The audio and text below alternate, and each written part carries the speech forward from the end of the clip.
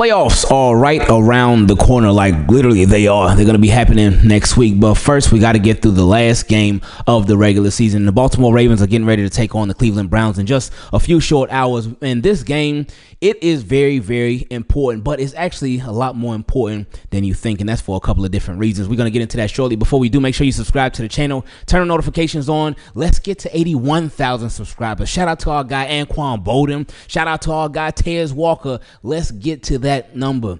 So after you subscribe and turn on them notifications, make sure you leave a like on the video because it helps out the channel a ton. Now, with this game against the Cleveland Browns, we know that the AFC North is on the line, and it's a beautiful thing because the Baltimore Ravens, they don't need help winning the AFC North from anybody at this point. All you got to do is beat the Cleveland Browns. The AFC North is yours.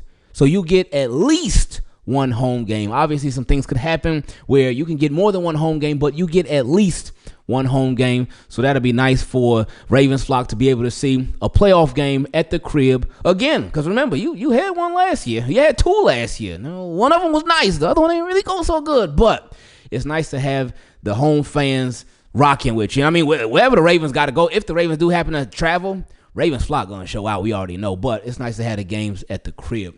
So the importance of winning the AFC North, that's on the line in this game, and the fact that the Baltimore Ravens don't need any outside help.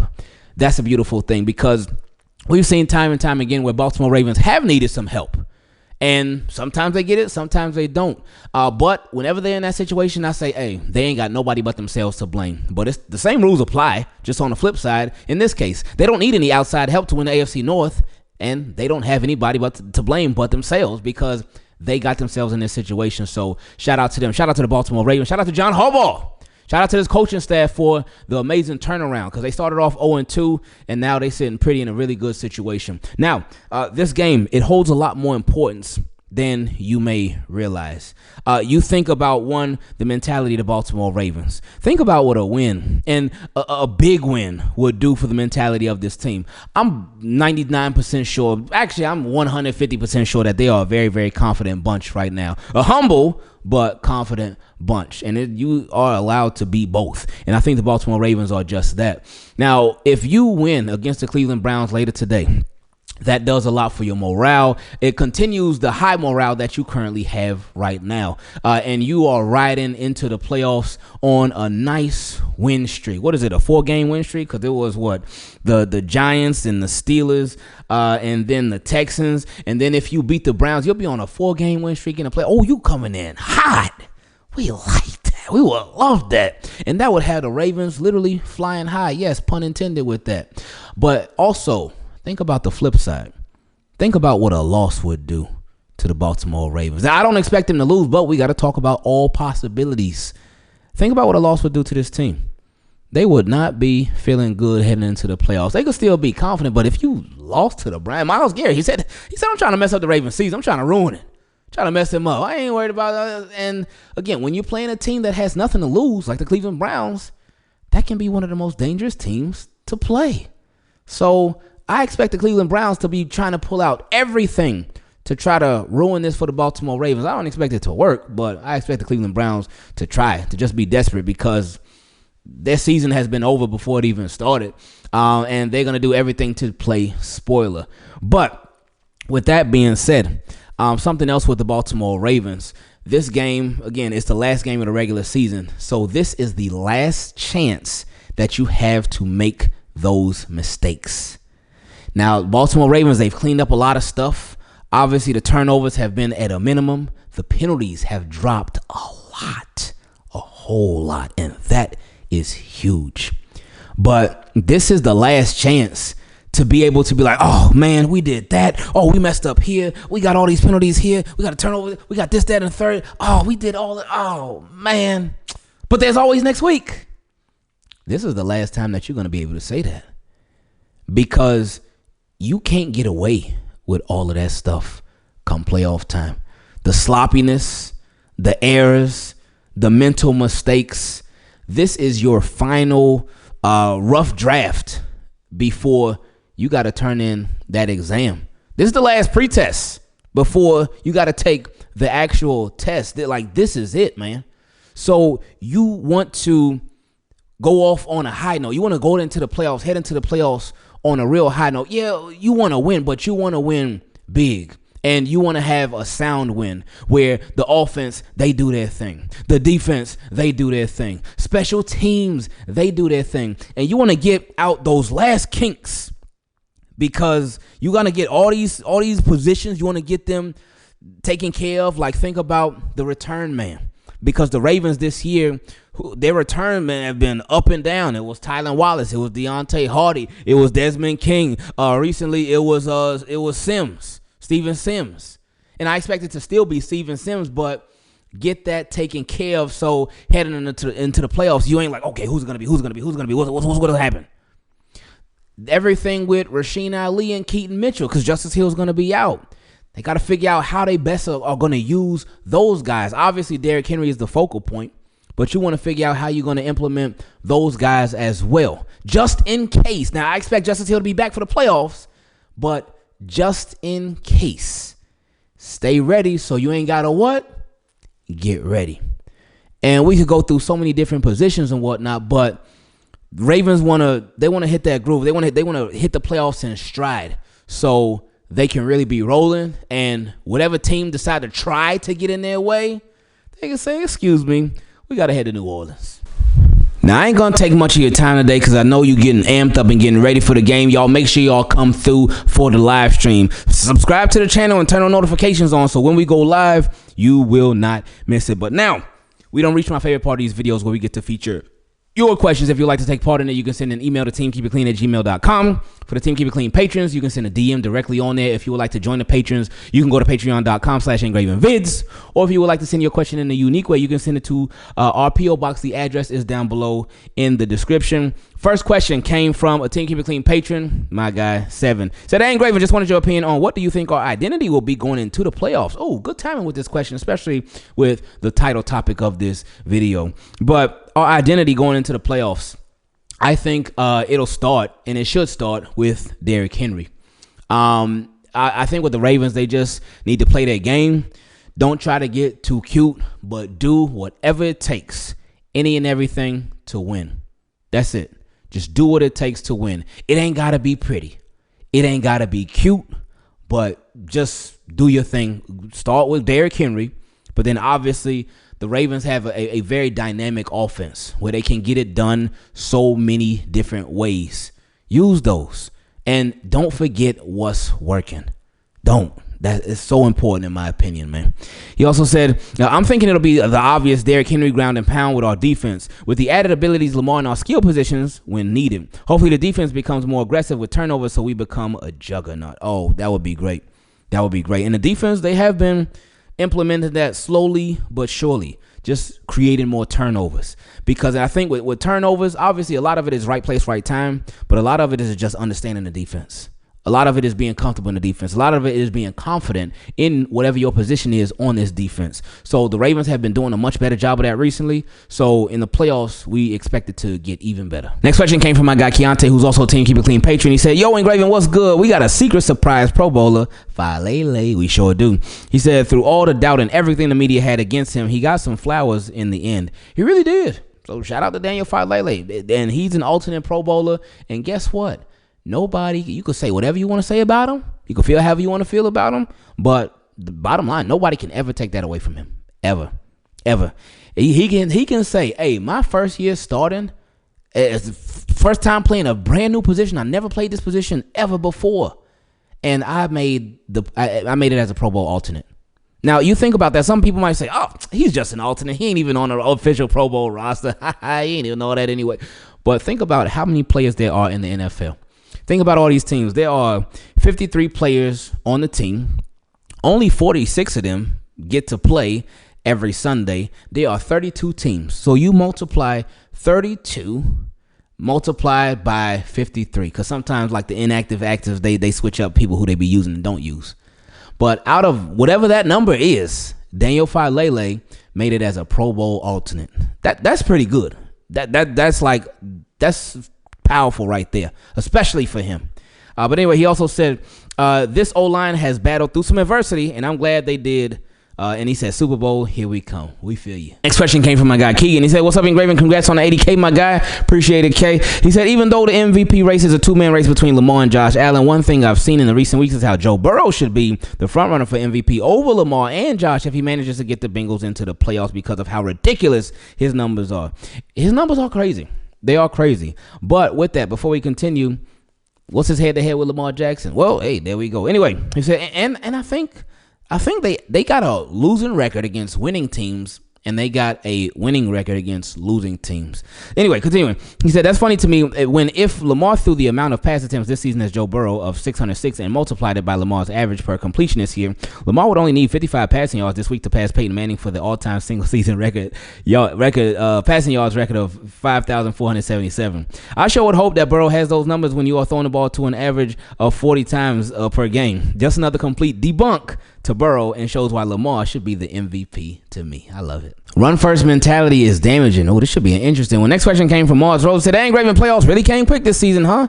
It really did. This season has flown by. I feel like we just started talking about the Ravens a couple weeks ago, and now boom, we already in the last week of the regular season. It's crazy. He said, hope you're enjoying your last not so stressful week. After we beat Cleveland, it's do or die. It really is. See, again, what we were talking about at the beginning of this video. Yeah. He said, that being said, I think we need to revisit a narrative from last year's playoffs. We lost the AFC Championship last year because of turnovers. Oh, yeah. Turnovers right in the red zone. Lamar threw a touchdown to Zay Flowers, fumbled at the one. Then Lamar threw that interception. It should have been pass interference, but yeah. But anyway, threw the interception in the end zone. So that literally took away. That's at the most. That's 14 points right there. What did we lose the game by? 3, I think. Did we lose the game by 3 or by 7? No, we lost the game by 7 because we only scored 10 points. Ugh, yuck. But that's at most 14 points right there. At minimum is 6 points, but it's still turnovers, and that takes away from you and gives to them. So it's no bueno. Anyway, he said flat out, if Zay doesn't fumble, and Lamar doesn't throw that interception, we win. There you go. He said, KC always does 2 things against us. They take away Mark Andrews, and they stop the run at all costs. Last year we had Gus, and I know Derrick Henry could truck Gus in his sleep, but I really think going run first in the playoffs will be us going away from what has worked. Stick with what works. This season, the top offense has ping-ponged between Baltimore and Detroit. Baltimore has been the top offense 10 of the last 17 weeks. Oh, I love these numbers in the specifics. We accomplished this with as close to a 50-50 split between rushing and passing as you can have in a modern NFL offense. Henry is still top 3 in carries, but we cannot run him into the ground and expect good defenses to underperform against him like Houston did. Good defenses will show up, and blowouts against them should be considered outliers because of Lamar rather than the expected outcome. I say this to make it clear. Monken has not and will not make this team run first. I thought we all agreed after Greg Roman left that having a rush first approach limited Lamar. I don't think it was necessary having a rush first approach. It was just the fact that Greg Roman, and as a passing game coordinator, with the passing scheme, it was just so limited. It would always have people, a bunch of pass catchers all in the same area and whatnot. And it just seemed like they didn't know how to really develop a consistent pass game. That's what the issue with Greg Roman was, in my opinion. But anyway, continue. He said, now he's having the best passing season of his life. And we're talking about limiting the offense again. Make it make sense, please, Ingraven. I want Henry getting 20-plus carries, but only if it leads to a win. We even beat Houston in the playoffs last season, so I really think this narrative about Ravens abandoning the run is just that, a narrative. Nobody cares if Henry has less than 15 carries. If we win, it only becomes an issue in a loss. He said we even beat Houston in the playoffs last season, so I really think the narrative about Ravens abandoning the run is just that, a narrative. He said, sorry for the novel. To make this an actual question, given Henry and Andrews are almost guaranteed to be the focus of any defense we face, shouldn't we as fans be rooting for the continuation of a balanced offense? I feel like in any game we have strayed too far away from balance. That's when we lose. I think it all just depends. It all just depends on what works. I think the biggest issue last year, you think about the Kansas City Chiefs game, and everybody always talk about, Ravens got away from the run. Because they did. And the scariest part about it was that KC, the week before, they had just got run on for like 200-something yards about. So we were thinking like, oh my goodness, Ravens, their offense is just so balanced last year. The offense can get it in so many different ways. And the Kansas City Chiefs, that's their run defense. We got a game at the crib against them, and we know how to run that. But oh my goodness, ooh, this about to be nice. And yeah, you remember what happened. So it's like the Ravens, they didn't even try. They didn't. Now, like you mentioned earlier, there were other factors as well. And I do think it's important to be able to get it in more than one ways, because that, again, that's what we were just talking about with Greg Roman. It wasn't only that it wasn't just that, because it affected the offense in so many areas. It wasn't only, I was not only, I can't even talk right now. It wasn't only the fact that Greg Roman and that offense couldn't develop a passing game, but that impacted the offense in so many different ways, because it was like, all right, when the run game's not working, what are you gonna do? And with the Ravens pass game being limited back then, it was rough times, man. It was so frustrating, because it'd be like, oh, what is going on? We know that this guy Lamar Jackson, he could throw the ball. What's the issue though? What's the problem? So we see the new offensive coordinator, and yeah, look what happens. So is that a coincidence? I don't think so at all. But again, I think to answer your question, they just got to be able to get it in different ways, but know what's working again, and keep, like you said, stick with what works. Stick with what works. Again, every team is not going to be the same in the playoffs. I mean, regular season too, but certainly in the playoffs. You got to bring your A game. Coaching got to bring their A game. Players got to bring their A game. Everybody got to get it, man. Everybody got to make it happen. Because like we talked about earlier, like, ain't no time for, like, drop-off. Ain't no time for excuses. Ain't no time for all them mistakes and what. No. Regular season is done. This is it. That's the regular season about to be a wrap in a couple hours. That's going to be a it. No more regular season, baby. So, Ravens, like, stick with what works. Stick with what works. But, also, man, I'm getting so excited just think about it. Don't be predictable. And now, not that you got to get cute. You ain't got to get cute. But don't be predictable. I think the way that the Baltimore Ravens have been doing with Derrick Henry, have him out there on some third downs. Have him out there on some passing downs. Get him involved in the passing game. Now, we know Justice Hill is one of them guys. He's like that. He's a beast. He's amazing. We love Justice Hill. But a lot of times, Justice Hill can give some stuff away. Now, a lot of times still works. Even if Justice Hill out there, okay, cool with it. But let Derrick Henry be in there to mix it up a bit. And when it comes to the red zone, come to them goal. Don't get cute in the red zone. Don't get cute on the goal line. Don't get all pretty. Don't come with the trick play. Just straight up, man. Be straightforward with it. So that's what I would say in regards to everything that you mentioned, which you like always, you made some really, really good points. So Ravens, like you said, stick with what works. Next question came from my guy, Tay. He said to help answer about Travis Hunter. Oh, okay, because somebody, was it you that said that we need to trade up a bunch of draft picks in order to draft a Travis Hunter? And I was like, and somebody, whoever it was, if it was you, then you talked about how he could play obviously cornerback and wide receiver. And I was like, I don't know if they're going to go for that in the NFL. I don't know. It would be very, very different if they actually did. But I was saying, like, Ravens at the cornerback position, they usually do pretty good there as far as drafts. And I don't feel like they should have to just give everything up to get a Travis Hunter. But let's see what you had to say. He said, I'm from the South, originally now reside in Colorado. Oh, so you really get to see them Buffaloes up close. He said, Travis Hunter played against my son. Oh, that's cool. He said that draft pick will be well worth it. Ooh. Whoa, he about to sell me. He said he's just a hybrid athlete. Zay/Bait/Kyle. He said Kyle 3.0. Oh, check that out. That boy said 3.0. Ravens Nation team, keep it clean. That'll be our Super Bowl gifts 2 times. Hey, if he like that, man, because I say it all the time. I mean, I've been saying it for years. Like, if somebody is truly like that, then, hey, go get them. Do what you got to do to get them. But I just wonder now.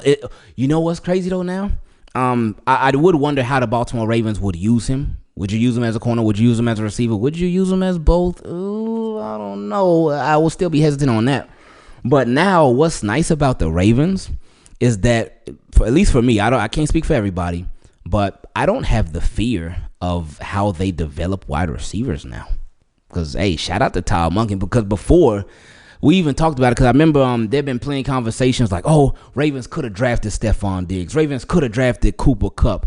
And there are plenty of other guys they could have drafted as well. But my pushback would always be, well, yeah, they could have got those guys, but those guys would not have been those guys under the previous Baltimore Ravens system. So, but now under this system now, oh yeah, bring on them wide receivers. Next questions came from my guy, Darren. He said, quick hit. Y'all keep talking about a revenge tour for the playoffs. The tour begins this weekend against the Browns. And, that's a really, really good point, because they beat us earlier this season. It seemed like so long ago, and a lot of us forget about it, but they did. He also said, I was just thinking about this. Last year was a year with Mike McDonald and Todd Monken coordinated duo. Our defense was top-notch right out the gate and ended up being one of the best in the year. Yeah, they were a historic defense last year, too. He said, in Todd Monken's first year, our offense started off struggling to keep his stride, and midway in the year, got his confidence and started rolling. They sure did. He said, this year, it's the complete opposite. Todd Monken has had our offense rolling pretty fluidly all year, leading to a top-ranked offense. On the other side, Zach Orr and the defense started out very, very, very questionable, but has made its adjustments and is now operating as a top-ranked unit. That's true. Great point. He said, all that to say, with all things considered, I feel like we are peaking at the perfect time. If we can continue to play at our highest potential on both sides of the ball, there is literally nobody that can stop us. Nobody. And I think one of the biggest things that the Baltimore Ravens need to do this year, and especially in the playoffs, is don't get in your own way. And the next question, and y'all make sure y'all come through for the live stream later on today. I'll see y'all there. But the last question came from my guy, Darren. He said, thank you for reading my email. It felt how musicians must feel when they say how they felt when they first heard their song on the radio for the first time. No. You ain't got to thank me. I thank you for even sending it in the first place. I thank all of y'all for sending y'all questions in, because we get a lot. We get a whole lot. And like you see this week, we haven't been able to do all of them. We still got a whole lot of emails to get through. But don't worry, after the Browns game this upcoming week, before the playoff game, we're going to get into all of them. So if you haven't heard your question yet, thank you for being so patient with us, because, again, we got a lot. And this was a short week, and this was a very busy week, very crazy week, as every week in the NFL is. But I appreciate y'all being patient. But he said, in a sign of gratitude, here's a highlight reel of Ardarius Washington. So, he sent me my guy Simply's video. Shout out to my guy Simply. Simply is the best editor in the business. That man, he does stuff so fast, too. And not only does he edit so fast, but the quality is crazy. I don't know how he does it. I always tell him, I don't know how you do it. But keep doing what you're doing. Simply is literally the best in the world, man. It don't get no better than him. Ravens need to hire him. Because, boy, I be watching his pregame videos and his postgame videos and stuff. He be having the music perfect, and he will get you hyped for any single Ravens game. So I can't wait for his stuff for the playoffs.